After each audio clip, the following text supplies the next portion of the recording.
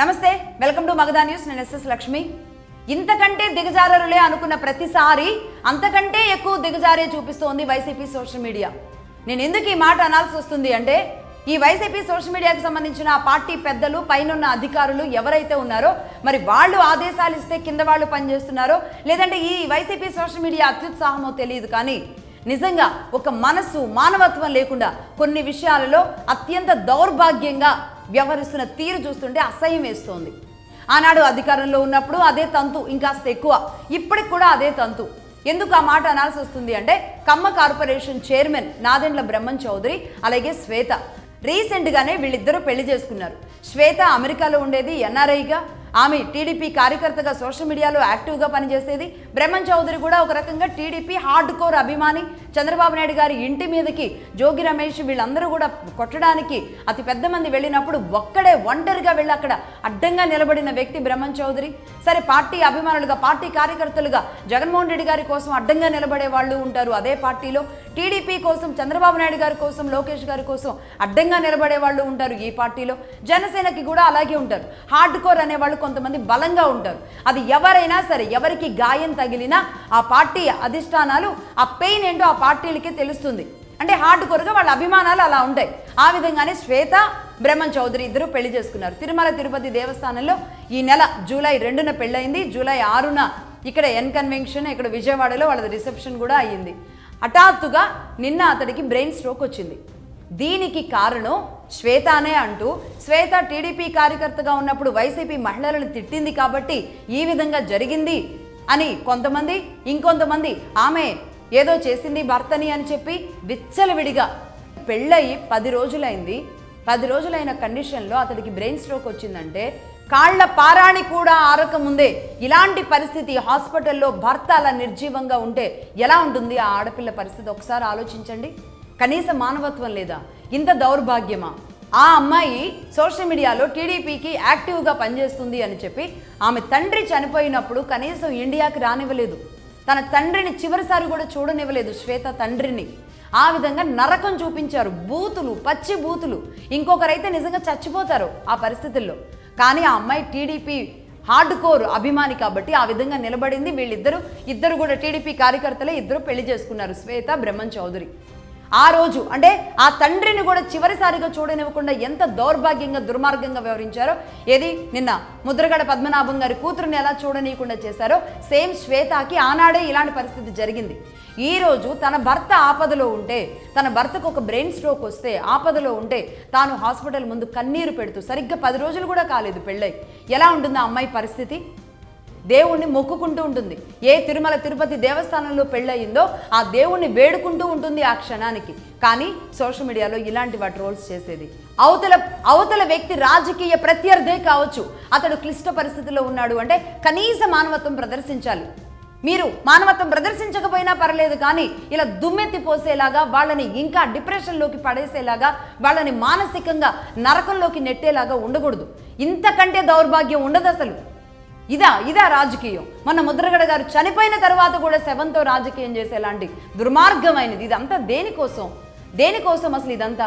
కూతురుని రానిచ్చి నిజానికి జగన్మోహన్ రెడ్డి గారు వెళ్ళి పాడి మోసుంటే వేరేలా ఉండేది.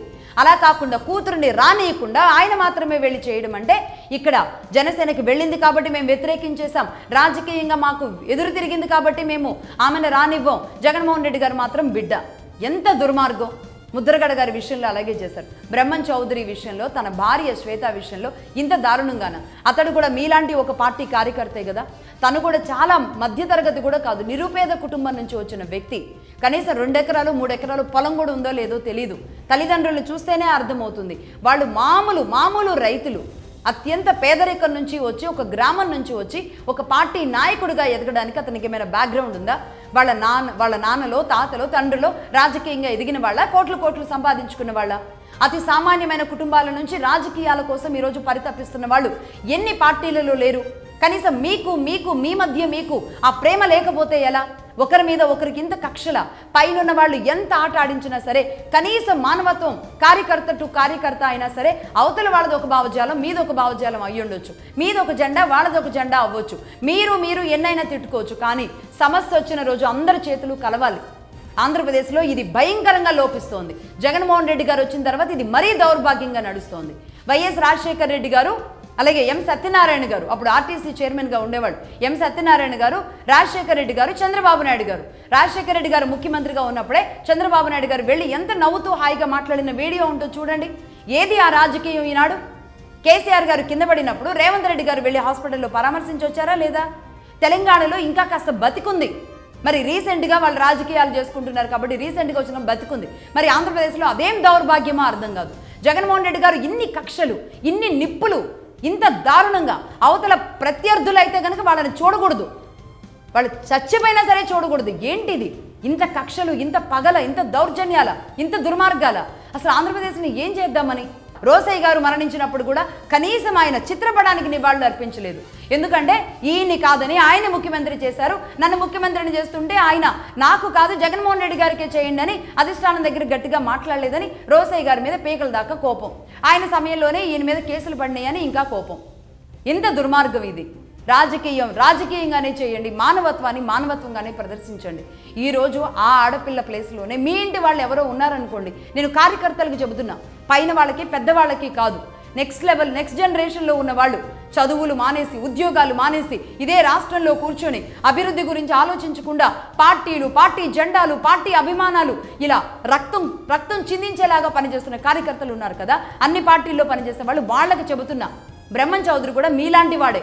మీలో ఇంకెవరైనా రెడ్డి ఉండొచ్చు, లేదంటే జనసేనలో ఇంకో కాపు ఉండొచ్చు, లేదంటే ఇంకెవరైనా మాదిగ ఉండొచ్చు, ఏ కులానికి సంబంధించిన వాళ్ళైనా సరే పార్టీల కోసం పనిచేసిన వాళ్ళు మీరు కార్యకర్తలు కష్టంలో ఉంటే చెయ్యి అందించుకునేలాగా ఉండండి. కానీ ఇదే సోషల్ మీడియా ద్వారా రాళ్లు విసిరేలాగా ఉంటే, అంటే చివరి దశలో ఉన్నా సరే మేము ఇలాగే ఉంటామని.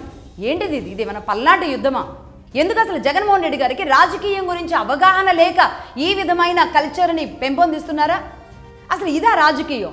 మంచి చెడు ఆపోజిట్ వాళ్ళతో అసలు మాట్లాడను, నేను చూడను, అసెంబ్లీలో ఉండే వెళ్ళను, వాళ్ళు ప్రమాణ స్వీకారానికి వెళ్ళను, అమరావతి మొదలవుతుంది రాజధాని దగ్గరికి వెళ్ళను, అసలు ఏ కార్యక్రమంలో అన్నా సరే ఆయన ప్రతిపక్ష నాయకుడిగా ఉన్న 2014 to 19 మధ్యలో కానీ, 19 to 2024 మధ్యలో అధికారంలో ఉన్నప్పుడు టీడీపీని ఆహ్వానించడం కానీ, ఇక ఆ తర్వాత రీసెంట్గా ఈ 2 ఏళ్లలో కానీ ఏనాడైనా కలయిక అనేది ఇద్దరు నాయకులు పక్కన ఉండడం అనేది చూసామా? ఇదెక్కడ దౌర్భాగ్యం? పైకేమో అమాయకంగా నవ్వుతూ అమాయకుడులాగా నేను బాధితుడిని మీకు మాత్రమే కష్టం వచ్చినట్టు. నిజంగా జగన్మోహన్ రెడ్డి గారి యాటిట్యూడ్ అనేది నిజంగా రాజకీయాలకి చాలా దారుణమైన పరిస్థితిగా ఉంది. ఇదేమి రాజకీయం? పైకేమో ఇలా అమాయకత్వాలు ప్రదర్శించడం, అవేమి నవ్వులో. మళ్ళీ వెనక చూస్తేనేమో ఇలాంటి క్రూరత్వాలు, రాక్షసత్వాలు. ఎక్కడెక్కడ ఏ పావును కదపాలి, ఏ కులాన్ని కొట్టాలి, ఎవరిని కొట్టాలి, సోషల్ మీడియా ఆయనకి తెలియకుండానే జరుగుతుందా? లేదంటే ఆయనకి తెలియకుండా ఇంకెవరైనా చీట్ చేస్తున్నారా? నెక్స్ట్ లెవెల్లో పెళ్ళై 10 రోజులు కూడా కాలేదు, హాస్పిటల్లో భర్త ఐసీయూలో డాక్టర్ల మధ్యలో ఉంటే బయట ఉన్న ఆడపిల్ల, కొత్త పెళ్లి కూతురు ఎంత బాధతో, ఎంత కష్టంలో ఉంటుంది, వాళ్ళ తల్లిదండ్రులు ఎంత బాధపడుతూ ఉంటారు, మొత్తం అతడి మీద ఆధారంగా అతడినే నమ్ముకుని జీవించే వీళ్ళందరి పరిస్థితులు ఎలా ఉంటాయి? ఇక పార్టీయో రాజకీయమో పక్కన పెడదాం, కుటుంబాలు అనేవి ఒకటి ఉన్నాయి కదా. కుటుంబాలు లేకుండానే మీ రాజకీయాలు వచ్చేసాయా? కుటుంబాలు అవసరం లేదా మీ రాజకీయాలకి? ఇక ప్రాణాలు అర్పిస్తూ పోవాలా ఏంటి? వైసీపీ అయినా టీడీపీ అయినా చెబుతున్నాను, నేను ఇప్పుడు చెబుతున్నా. నిజానికి ఇదే బ్రహ్మం చౌదరి ఆనాడు చంద్రబాబు నాయుడు గారి ఇంటి మీదకి దాడికి వెళ్ళినప్పుడు ఒక్కడే వెళ్ళి అడ్డంగా నిలబడ్డాడు. అక్కడ అతను ఆ రోజు చంపేసేవాళ్ళు, అడ్డంగా నిలబడ్డాడు, వెళ్ళి అక్కడ దెబ్బలు తిన్నాడు, అడ్డంగా నిలబడ్డాడు. ఇక ఆ తర్వాత ఎన్నికల వరకు కూడా శ్రమించాడు, చాలా డిబేట్స్లోకి, మా డిబేట్స్లో కూడా వస్తుండేవాడు. ఆ తర్వాత అతడు ఎలక్షన్ల ముందు అతి పెద్ద యాక్సిడెంట్ జరిగి, నిజానికి ఆ క్షణంలోనే మరణించాల్సింది, అంత పెద్ద యాక్సిడెంట్, మేజర్ యాక్సిడెంట్ జరిగింది. ఆ తర్వాత బతికి బట్టగట్టాడు, ఆ తర్వాత కమ్మ కార్పొరేషన్కి వెళ్ళాడు. ఈరోజు ఈ పరిస్థితి వచ్చిన తర్వాత సరిగ్గా పెళ్ళై 10 రోజుల్లోనే మొన్న చంద్రబాబు నాయుడు గారే వెళ్ళి బొకే ఇచ్చి వాళ్ళని ఆశీర్వదించి వచ్చారు. సరిగ్గా 10 రోజుల్లోనే ఇలా బ్రెయిన్ స్ట్రోక్ వచ్చి హాస్పిటలైజ్ అయితే ఐసీయూలో ఉంటే, మరి టీడీపీ ఆఫీస్ నుంచి, సీఎంఓ నుంచి, అలాగే చంద్రబాబు నాయుడు గారు కూడా పర్సనల్గా ఎలా ఉన్నాడు ఏంటి అన్నీ తెలుసుకుంటూ, అలాగే అన్ని రకాలుగా సహాయం అందిస్తాము అని చెప్పి నిలబడ్డారు. బట్ బాగానే ఉంది, ఇక్కడి వరకు బాగానే ఉంది. నేను ఇప్పుడు చెబుతున్నాను, ఎవరు ఏమనుకున్నా సరే కొన్ని విషయాలు నేను బల్లగుద్ది చెబుతున్నాను. టీడీపీకి కమ్మ సామాజిక వర్గం ఊడిగం చేయాల్సిన అవసరం అయితే ఏమీ లేదు. కమ్మ సామాజిక వర్గం పుట్టింది టీడీపీకి ఊడిగం చేయడానికైతే కాదు. ఎందుకంటే ఈ కమ్మ సామాజిక వర్గానికి సంబంధించిన వాళ్ళు ఎంతమంది ఈ జెండాలు మోస్తూ ఉన్నారు, టీడీపీ జెండాలు. మీరు వెళ్ళి ఒకసారి చూసారా? ఎవరైనా సరే ఆనాడు కానీ ఈనాడు కానీ ఏనాడైనా సరే కమ్మ సామాజిక వర్గం కష్టంలో ఉన్నప్పుడు అడ్డంగా నిలబడేది టీడీపీ కోసం కమ్మ సామాజిక వర్గమే. అది ఆంధ్రప్రదేశ్లో గ్రౌండ్లో ఉన్నవాళ్ళు కానీ, తమిళనాడులో ఉన్నవాళ్ళు కానీ, బెంగళూరులో ఉన్నవాళ్ళు కానీ, ఎన్ఆర్ఐలుగా అనేక దేశాల్లో ఉన్నవాళ్ళు కానీ 100% కమ్మ సామాజిక వర్గమే అడ్డంగా ప్రాణాలు పణంగా పెట్టి టీడీపీ కోసం నిలబెడుతుంది. ఆనాడు ఎన్టీ రామారావు గారు కావచ్చు, చంద్రబాబు నాయుడు గారు కావచ్చు, రేపు లోకేష్ గారు కూడా కావచ్చు, వాళ్ళు మాత్రమే నిలబడుతున్నారు. సరే, బీసీ ఓటు బ్యాంక్ మిగతా వాళ్ళు అందరూ బలంగా ఉన్నా సరే, కానీ ఏం చేస్తున్నారు? ఈ సామాజిక వర్గానికి అధికారంలోకి వచ్చిన తర్వాత ఏం చేస్తున్నారు? ఎవరి కష్టాలు ఎలా ఉన్నాయి, ఎవరి కన్నీళ్లు ఎలా ఉన్నాయి, ఎవరు తమ కన్నీళ్లను దిగమింగుకొని మీకు జేజేలు కొడుతున్నారు, మీ జెండాని మోస్తున్నారు ఎవరికి తెలుసు? కాసింత ఆహారం పెట్టేసి భోజనం పెట్టి పంపించేస్తే సరిపోతుందా? ఒక పట్టుమని ఒక పిడికిల మందిని మీరు బాగు చేస్తే సరిపోతుందా? కార్యకర్తలుగా ఉన్నవాళ్ళు ఎన్నాళ్ళు కష్టపడుతూ ఉంటారు. మొన్నటి వరకు మీరు చేసిన రాజకీయం వేరు, చంద్రబాబు నాయుడు గారు, రాజశేఖర రెడ్డి గారి వరకు జరిగిన రాజకీయం వేరు, కిరణ్ కుమార్ రెడ్డి గారు సీఎంగా ఉన్నప్పటి వరకు జరిగిన రాజకీయం వేరు. రాష్ట్ర విభజన తర్వాత వైఎస్ఆర్ పార్టీ రూపంలో జగన్మోహన్ రెడ్డి గారు వచ్చిన తర్వాత జరుగుతున్నది రాజకీయమా, మహాసంగ్రామమా, మహాయుద్ధమా? ప్రతిరోజు దినదినగండంగా జరుగుతున్న ఈ క్రమంలో ఎవరు తమ ప్రాణాలని పణంగా పెట్టి పనిచేస్తున్నారు? ఎన్ఆర్ఐలుగా ఉన్నవాళ్ళు తమ మేధస్సుని, తెలివిని, తమ శక్తిని, తమ డబ్బుని అధికారంలోకి రావడానికి అక్కడి నుంచి ఇక్కడికి పంపు చేస్తున్నారు. ఇక్కడ ఉన్న వాళ్ళు జెండాలు మోస్తూ ప్రాణాలని పణంగా పెట్టి పనిచేస్తున్నారు. సోషల్ మీడియాలో వీళ్ళని వాళ్ళు తిట్టుకోవడానికో, వాళ్ళని వీళ్ళు తిట్టుకోవడానికో ఇవి మాత్రమే మేము పనిచేస్తాం, అక్కడ సోషల్ మీడియా బలంగా ఉంది, దుర్మార్గంగా ఉంది కాబట్టి మేము కూడా దుర్మార్గానికి దుర్మార్గం అంటే చేయండి, కానీ దుర్మార్గంగా చేయాల్సిన అవసరం లేదు. కేవలం ఈ సామాజిక వర్గంలో ఉన్న వాళ్ళు, టీడీపీని నమ్ముకున్న వాళ్ళు ఎవరికైనా సరిగ్గా ఇళ్ళు ఉన్నాయా? వాళ్ళ ఇళ్లలో బియ్యం ఉన్నాయా? అతడు ఎవడు? కిరణ్, చేబ్రోలు కిరణ్. ఆ మధ్య భారతి గారిని తిట్టిన వ్యక్తి. అలా తిట్టడం తప్పు అని అందరం ఖండించాం, తప్పది. కిరణ్ చేసింది చాలా పెద్ద తప్పు. కానీ ఆ చేబ్రోలు కిరణ్ ఇల్లు చూస్తే ఎలా ఉంది? ఇల్లు ఎలా ఉంది చూడండి. ఇదే కమ్మ సామాజిక వర్గం అని ప్రతిరోజు కమ్మ అంటే చాలు ఎంతమంది అణగారిన వర్గాలు ఉన్నాయి ఇదే కమ్మలో? ఎంతమంది అణగారు ఉన్నారు? కనీసం ఇంట్లో బియ్యం లేక, ఇల్లు సరిగ్గా లేక, ఇంట్లో మంచాలు కూడా లేక ఇబ్బంది పడుతున్న కమ్మలు ఎంతమంది ఉన్నారు? ఎవరికి తెలుసు మీకు ఆ బాధలు? గ్రామాలలో ఉంటే తెలుస్తుంది, ఆ కష్టాలు ఏంటో మీకు తెలుస్తుంది. కమ్మ సామాజిక వర్గం అంటే అత్యద్భుతంగా ఉంది, చంద్రబాబు నాయుడు గారు కమ్మ సామాజిక వర్గానికి దోచిపెడుతున్నారు అని పైకి షోపుటప్పులే చూపిస్తున్నారు. ఏ షెడ్యూల్ క్యాస్ట్ ఉన్న చోటైనా, ఏ బీసీ ఉన్న చోటైనా, ఎవరున్న చోటైనా టీడీపీ నాయకులుగా ఉన్న అనేక మంది కమ్మ సామాజిక వర్గంతో పాటు అనేక మంది జెండాలు మోసేవాళ్ళు తరతరాలుగా ఉన్న డిఎన్ఏ ఉంటుంది. అది మా టీడీపీ డిఎన్ఏ, మా తాత ఇందులోనే ఉన్నాడు, మా తండ్రి ఇందులోనే ఉన్నాడు చెప్పుకునే వంశం ఉంటుంది. అలాంటి వాళ్ళు కార్యకర్తలు ఎలా ఉన్నారు? వాళ్ళు మరణించిన తర్వాత, వాళ్ళు హాస్పిటలైజ్ అయిన తర్వాత పార్టీ నుంచి ఫండింగ్ ఇవ్వడానికో కాదు, పార్టీ కోసం నిలబడిన వాళ్ళకి ఆ విధంగా కాదు. వాళ్ళకి చదువులు అవసరమా? వాళ్ళకి ఉద్యోగాలు అవసరమా? వాళ్ళని ఇంకేదైనా బిజినెస్ పరంగా మార్చొచ్చా? అన్ని రకాలుగా ఎలాంటి చేయూతనివ్వాలి కనుక్కోవాలా వద్దా? ఏ ఎమ్మెల్యే దగ్గరైనా రిపోర్ట్ ఉందా చెప్పండి? నేను ముందుగా అడుగుతున్నాను, కమ్మ సామాజిక వర్గానికి ఏం చేసింది టీడీపీ? ఈనాటి వరకు ఎవ్వరూ నోరెత్తకుండా మాట్లాడలేని దుర్భరమైన పరిస్థితికి వెళ్ళారు కదా. అధికారంలోకి వచ్చిన తర్వాత కమ్మలకి తీసుకొచ్చి ఎక్కడ పదవిస్తే ఏం జరుగుతుందో అన్న భయాలు. అదే వైఎస్ఆర్ కానివ్వండి, లేదంటే జగన్మోహన్ రెడ్డి గారు కానివ్వండి, ఎవ్వరు ఏమనుకున్నా సరే మొత్తం ఏ పోస్ట్ ఇచ్చుకున్నా సరే రెడ్లకు మాత్రమే ఇచ్చుకున్నారు. తన పక్కన రెడ్డే, తన ముందు రెడ్డే, తన వెనక రెడ్డే, ప్రతి జిల్లాలో రెడ్డే, ప్రతి ఇన్ఛార్జీలు రెడ్డే, రెడ్డి మారు మోగింది కదా 5 ఏళ్ల పాటు. మరి ఇక్కడ మాత్రం కమ్మ సామాజిక వర్గానికి సంబంధించి ఎవరున్నారు? ఉన్న ఒకళ్ళు ఇద్దరు ఐఏఎస్లు ఐపీఎస్లు ఉంటే వాళ్ళకైనా సరే ఏమైనా చేయూతనిచ్చారా? వాళ్ళకైనా సరే ఏమైనా ఆదరణ ఇచ్చారా? సరే, మీ క్యాస్ట్ ఫీలింగ్ లేదు, మరి ఓడిపోయినప్పుడు కూడా ఈ క్యాస్ట్ని వాడుకోకూడదు, వాళ్ళని ఎవరిని రావద్దు అని చెప్పాలి. ఈ భయాలతోనే ఈ రోజు వరకు కూడా ఈ సామాజిక వర్గంలోని వాళ్ళు ఇంకా చితికిపోతున్నారు. అసలు ఆ రిపోర్ట్ ఉందా మీ దగ్గర? ఈ సామాజిక వర్గంలో ఉన్న వాళ్ళు ఎంతమంది కడుపు నిండా అన్నం తింటున్నారో మీ దగ్గర రిపోర్ట్ ఉందా? మీకోసం నిలబడిన వాళ్ళు, పోని సామాజిక వర్గాన్ని అంతటినే వదిలేయండి, మీకోసం నిలబడిన వాళ్ళు కడుపు నిండా అన్నం తింటున్నారా? వాళ్ళ కష్టాలు లేకుండా ఉన్నారా? మీ దగ్గర రిపోర్ట్ ఉందా? వాళ్ళ చదువులేంటి? వాళ్ళు వెలగబెడుతున్నదేంటి? ఈ రోజు కూడా కమ్మ సామాజిక వర్గంలో మగపిల్లలకి పెళ్లిళ్ళు అవ్వక అలో లక్షణ అని ఎదురు చూస్తున్నారు. కనీసం పెళ్లిళ్ళన్నా జరుగుతున్నాయా? ఎందుకు జరగట్లేదు? అసలు ఆ సామాజిక వర్గం మీద కాన్సన్ట్రేట్ చేస్తే ఇక్కడ ఏదో పెద్ద ముప్పు జరిగినట్టుగా ఏంటది? ఎవరైనా సరే, ఏ సామాజిక వర్గమైనా ఈరోజు మాకు ఆ సామాజిక వర్గం నుంచి మా ఎమ్మెల్యే అవ్వాలి, మా మంత్రి అవ్వాలని ఎందుకు కోరుకుంటున్నారు? వాళ్ళు వచ్చిన తర్వాత వాళ్ళ మీద కాన్సన్ట్రేట్ చేసి ఎంతో కొంత మార్పు తీసుకురాగలుగుతారు అని. మరి ఇన్నాళ్ల పాటు ముఖ్యమంత్రులుగా ఉన్న టీడీపీలోనే ఉన్న కమ్మ సామాజిక వర్గం నుంచి ఏం జరిగింది అంటే ప్రతిసారి ఇలాంటి రాళ్లు తగులుతుంటే ఈ సామాజిక వర్గాన్ని అడ్డం పెట్టి మీ అమాయకత్వం, మీ మంచితనం, మీ మెతకతనం ద్వారా నష్టపోతున్నది ఎవరు? మీకోసం వాళ్ళ ప్రాణాలని పణంగా పెట్టి నిలబడిన వాళ్ళ లిస్ట్ మీ దగ్గర ఉందా? జిల్లాల వారీగా ఉందా? నియోజకవర్గాల వారీగా, మండలాల వారీగా రిపోర్ట్ ఉందా? ఎంతమంది పిల్లలు ఈ జెండాలు మోసి మోసి మోసి పెళ్లిళ్ళు కూడా కాకుండా ఈ గ్రామాల్లో అలాగే చచ్చిపోతున్నారు. ఈ సామాజిక వర్గంలో వారసత్వం కూడా మిగిలేలాగా లేదు. గ్రామాల్లో కనీసం ఎన్ఆర్ఐలుగా ఉన్న వాళ్ళకి ఆ ఉద్యోగాలు చూసి ఆ విధంగా అయినా పిల్లల్ని ఇస్తున్నారు. కానీ ఇదే గ్రామాల్లో ఉన్న వాళ్ళకి పార్టీ జెండాలు, వాళ్ళ కేసులు, వాళ్ళ మీద ఎన్నెన్ని కేసులు బండి వైసీపీ టైంలో.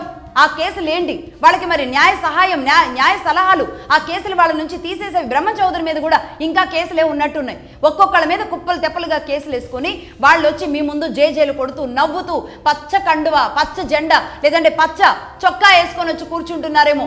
లోపల వాళ్ళ కడుపు ఎంత కాలుతోంది, వాళ్ళ ఆకలి బాధ ఏమంటోంది, వాళ్ళ సమస్యలు ఎంత వెంటాడుతున్నాయి, పిల్లలకు కట్టాల్సిన ఫీజులు, వాళ్ళ చదువులు, వాళ్ళ భవిష్యత్తు, వాళ్ళ తల్లికి తండ్రికి చేయించాల్సిన ఆరోగ్యం, ఇవన్నీ కూడా ఇచ్చే పెన్షన్లతోనూ ఇదో కాదు. జీవితాలలో మార్పు రావాలి. మీకోసం నిలబడిన వాళ్ళు సంతోషంగా ఉండగలిగేలాగా చేయాలి. వాళ్ళ కోసం మీరు విగ్రహాలు పెడితేనో, వాళ్ళని కీర్తిస్తేనో ఇలాంటివి అవసరం లేదు. నిజానికి ఇంకొక మాట కూడా చెబుతున్నాను నేను. ఈ రోజు ప్రతి కార్యకర్త పనిచేసే ఫలితం పై వరకు వస్తుంది, అధిష్టానం వరకు చేరుతుంది. వాళ్ళు కష్టపడితేనే ఈ రోజు అధికారంలోకి రావడానికి అవుతుంది. వాళ్ళు కష్టపడితేనే మీ మీద పడిన మచ్చల్ని కడగడానికి అవుతుంది. ఎన్ని రకాలైనా సరే మధ్యలో అడ్డుగోడల్లాగా నిలబడుతూ ఉంటారు. వారియర్స్ లాగా, యుద్ధ సైనికుల్లాగా. ఈ విధంగా ఉన్న వాళ్లే కార్మికులు, కార్యకర్తలు. మరి వాళ్ళకి ఏం పేరు పెట్టాలో మాకు తెలియదు. అలాంటి వాళ్ళని ఈనాటి వరకు ఐడెంటిఫై చేయరు. మీకు భజనలు చేసిన వాళ్ళు దగ్గరగా ఉన్నారు, మీకోసం నిలబడిన వాళ్ళు ఈరోజు దూరంగా ఉన్నారు. అది గుర్తించండి. మీకోసం మనస్ఫూర్తిగా మనసా వాచ కర్మణ పనిచేసిన వాళ్ళందరూ ఈ రోజు ఆమడ దూరంలో ఉన్నారు. మీ కంటికి కూడా, కనిచూపుల్లో కూడా ఎవరూ లేరు. ఎందుకు లేరు? కనుచూపు మేరలో కూడా ఇన్నాళ్ళు పార్టీ కోసం పనిచేసిన వాళ్ళు ఉన్నారా? పార్టీ ఆఫీసులో కానీ, సీఎంఓలో కానీ, లేదంటే ఇంకెక్కడైనా అధికారాల్లో కానీ మీకోసం రక్త మాంసాలు అడ్డంగా పెట్టి పనిచేసిన, 5 ఏళ్ల పాటు పనిచేసిన వాళ్ళు ఎవరైనా మీ కనుచూపు మేరలో ఉన్నారా? ఒకసారి ఐడెంటిఫై చేసుకోండి, గుర్తు తెచ్చుకునే ప్రయత్నం చేసుకోండి. కానీ లేరు. ఇంత దుర్మార్గంగా ఎందుకు జరుగుతోంది? ఎందుకు జరుగుతోంది అంటే మధ్యలో ఉన్న వాళ్ళకి మీరు ఆ బాధ్యతలు ఇవ్వడంలో మిస్ అయ్యారు. లేదంటే మధ్యలో ఉన్న వాళ్ళు గ్యాప్ క్రియేట్ చేస్తున్నారు. అది చూసుకోవాల్సిన అవసరం ఉంటుంది. ఒక పిడికిల మందిని మీరు దగ్గర చేర్చుకుంటున్నారు. వాళ్ళు ఎంతవరకు మీకు మేలు చేస్తున్నారు, ఎన్నేళ్లు మేలు చేస్తున్నారు. ఒకసారి గెలిచిన తర్వాత ప్రతిసారి చంద్రబాబు నాయుడు గారి ఓటమికి కారణం ఏంటి? ఆ పిడికిల మందికి కోపం వస్తుంది ఆయన మీద. ఆ పిడికిల మందికి వచ్చిన కోపంతోనే ఆయన్ని ఓడిస్తున్నారు. కానీ నిజమైన కార్యకర్త, నిజమైన అభిమాని, నిజమైన పార్టీ కోసం ప్రాణాలు ఇచ్చేవాడు అలానే ఉన్నాడు కన్సాలిడేట్గా. మీరు పెట్టినా పెట్టకపోయినా, తిట్టినా తిట్టకపోయినా అలాగే ఉంటారు. కానీ ఈ మధ్యలో ఉన్న వాళ్ళకి కోపం వస్తే మీరు ఓడిపోతారు, ఈ మధ్యలో వాళ్ళకి ప్రేమ వస్తే మీరు గెలుస్తారు. అంటే వాళ్ళకి ప్రేమ రావాలి అంటే మీరు ఇబ్బడి ముబ్బడిగా వాళ్ళ కోసం చాలా చేయాలి. అది మీరే ఆలోచించుకోండి ఏం చేయాలో. అంటే ప్రతి కార్యకర్త పని చేయడం వల్లే ఈరోజు మీ పార్టీ అధికారంలోకి వస్తుంది. మీరు కార్యకర్తల కోసం చేసేది కార్యకర్తల దాకా వెళుతుందా లేదా అనేది ఎవరు రిపోర్ట్ చేయాలి? కమిటీలు ఏమైనా ఉన్నాయా? కమిటీలు ఏర్పాటు జరుగుతోందా? కేవలం మేము ప్రజా సమస్యలు, అందరూ, అన్ని కులాలు, అన్ని మతాలు అందరినీ ఆదరించాలి. అధికారంలో ఉన్నప్పుడు అలాగే చేయాలి. అది గవర్నమెంట్ చేసే పని ఆ విధంగా వెళ్ళిపోతుంది. పార్టీ కోసం నేను మాట్లాడుతున్నా. పార్టీ కోసం ఏం చేస్తున్నారు? అధికారంలోకి వచ్చిన తర్వాత కులాన్ని దూరం పెడదాము అంటే అది ఏ పార్టీకైనా సరే మంచి విధానం కాదు. ఏ పార్టీ అయినా సరే కులాన్ని దూరం చేసుకుందాము అనుకుంటే ఈరోజు కులాలు లేకుండా పార్టీలు ఉన్నాయా? రాజకీయాలు ఉన్నాయా? ఈ రోజు కూడా మన రిజర్వేషన్ల ప్రాతిపదికగా బీసీ ఎక్కడ, ఎస్సీ ఎక్కడ, జనరల్ ఎక్కడ, దాని ప్రాతిపదికనే కదా ఎలక్షన్ కమిషన్ సెంట్రల్ నుంచి కూడా మనకు వస్తోంది. దాని రిజర్వేషన్ల ఆధారంగా, కులాల ఆధారంగానే కదా ప్రతి రిజర్వేషన్ నడుస్తోంది. కానీ కులం గురించి మాట్లాడకూడదు. అధికారంలోకి వచ్చిన తర్వాత అసలే మాట్లాడకూడదు. మీరు అధికారంలోకి వచ్చిన తర్వాత ఎవరైనా కమ్మ అనే మాట వినబడింది అంటే అది ఎక్కడ మా కూసాలు కదిలిపోతాయో, కమ్మ అనే పేరే వినబడకూడదు, ఈ గవర్నమెంట్లోనే వినబడకూడదు అన్నట్టుగా చేస్తుంటే ఇది ఎంత దుర్మార్గం. నిజంగా ఒక కమిటీలు ఏర్పాటు చేయాలి. పార్టీ నిలబడాలి అంటే ఎప్పుడు బేసే ఆధారం. పైన వాళ్ళ కోసం, 10 మంది కోసం మాత్రం పని చేయకండి. మీకోసం ప్రాణాలు ఇచ్చేవాళ్ళు కింద ఉన్నారు, వాళ్ళ కోసం పనిచేయండి. ఈనాడు బ్రహ్మచౌదరి ఆ పరిస్థితిలోకి వెళ్ళాడు అంటే ఈ పార్టీ కార్యక్రమాల్లోనే అతడు పెద్ద యాక్సిడెంట్కి గురయ్యి ఆనాడే ప్రాణాలు పోవాల్సిన వాడు ఈ రోజు మళ్ళీ దాని సమస్యలు, దాని స్ట్రగుల్స్ ఎన్ని వెంటాడుతున్నాయో, ఎవరెవరి ఆరోగ్య పరిస్థితులు ఎలా ఉన్నాయో, కేవలం రాజకీయం, ఈ ఫైట్లు ఏంటిది? ఇంకా దుర్మార్గమా? ఈ సామాజిక వర్గాన్ని నేను చెబుతున్నాను. ఈ సామాజిక వర్గమే కాదు, జెండాలు మోసిన ఏ సామాజిక వర్గమైనా సరే ఆ రిపోర్ట్లు తెప్పించుకోండి. సామాజిక వర్గాల వారీగా తెప్పించుకోండి. అందులో కరుడు గట్టిన తరతరాలుగా ఉన్న వాళ్ళు ఎంతమంది, మిగతా వాళ్ళు ఎంతమంది, ఎవరి కులాలు ఎలా ఉన్నాయి, వాళ్ళ ప్రస్తుత ఆర్థిక పరిస్థితులు ఏంటి, వాళ్ళ కష్టాలు తీరిస్తేనే ఇంకా బలంగా వచ్చి మీకోసం పనిచేస్తాడు. అంతేగాని కష్టాల్లో అతడు ఎప్పుడు అలాగే ఉండాలి, కానీ ఇక్కడ మాత్రం మనం బాగుండాలి అనుకుంటే అది ఏ పార్టీకి కూడా శ్రేయస్కరం కాదు. ఇప్పటికైనా ఆలోచించండి. కమ్మవారు అనేది టీడీపీకి పాడి గేదెల్లాగా తయారయ్యారు. పాడి గేదెల్లాగా ఎప్పుడు పాలిస్తూనే ఉండాలి, వాళ్ళని పోషిస్తూనే ఉండాలి. కానీ మరి ఇదే కార్యకర్తలకి ఇదే టీడీపీ ఎంతవరకు పోషిస్తోంది, ఎంతవరకు వాళ్ళ కోసం నిలబడుతోంది? ఎవరో ఒకరికో ఇద్దరికో 10 మందికో కాదు, లిస్ట్ తీయండి, మొత్తం కమిటీలు వేయండి, నియోజకవర్గాల వారీగా చేయండి, బలంగా ముందుకు వెళ్ళండి. ఈరోజు మీరు వైసీపీని ఎదుర్కోవడానికి ముందుగా మీ వాళ్ళని ఉద్ధరించిన తర్వాత మీరు మిగతా విషయాల గురించి మాట్లాడొచ్చు. అభివృద్ధి చేస్తారు చంద్రబాబు నాయుడు గారు, ఖచ్చితంగా. చంద్రబాబు నాయుడు గారికి నేను మళ్ళీ చెబుతున్నా, ఒక మచ్చ పెట్టడానికి ఉండదు. ఆయన పనితనానికి, ఆయన సిన్సియారిటీకి, ఆయన ఇచ్చే టైం ఏదైతే ఉందో, ఆయన ఈ వయసులో కూడా 11-12 గంటల వరకు ఈ కార్యక్రమాల కోసమే, గవర్నమెంట్ కోసమే పనిచేస్తూ ఉన్న విధానం ఉంది చూడండి. మీరు రౌండ్ ద క్లాక్ తిరుగుతానే ఉన్నారు. ఈనాటికి కూడా ఒక 20 ఏళ్ల వయసున్న వ్యక్తిలాగా ఈ విధంగా పనిచేస్తూ ఉన్న చంద్రబాబు నాయుడు గారిని కేవలం వెళ్ళి ఆ హాస్టల్ చూసి రావడానికో, లేదంటే ఏ టీలు పెట్టే దగ్గరికి వెళ్ళడానికో, ఏ ఆయిల్ కొనడానికో కాదు. చంద్రబాబు నాయుడు గారిని దయచేసి అలా మార్చొద్దు. నేను మళ్ళీ చెబుతున్నాను, ఇది ప్రతి ఒక్కరి గొంతు. ఇది నేను మాట్లాడుతున్నది ఆంధ్రప్రదేశ్లో ఉన్న ప్రతి ఒక్కరి గొంతు. చంద్రబాబు నాయుడు గారు అంటే ఒక స్ట్రిక్ట్ ఆఫీసర్, ఒక స్ట్రిక్ట్ సిఇఓ. ఎస్, ఆయన ఒక సిఇఓ లాగా పనిచేసినప్పుడు రాష్ట్రాన్ని ఒక కంపెనీ లాగా చూస్తారు. ఆ కంపెనీ ఎదుగుదల ఎలా ఉండాలో ఆయన పనిచేస్తారు. అలాంటి చంద్రబాబు నాయుడు గారిలో ఎందుకు మీరు ఇలాంటి, అంటే ఆయన నవ్వాలి, ఆయన ఏడవాలి, ఆయనలో మానవత్వాన్ని అవసరం లేదు. చంద్రబాబు నాయుడు గారిలానే ఉంచనివ్వండి, ఆయనగానే పని చేసుకునివ్వండి.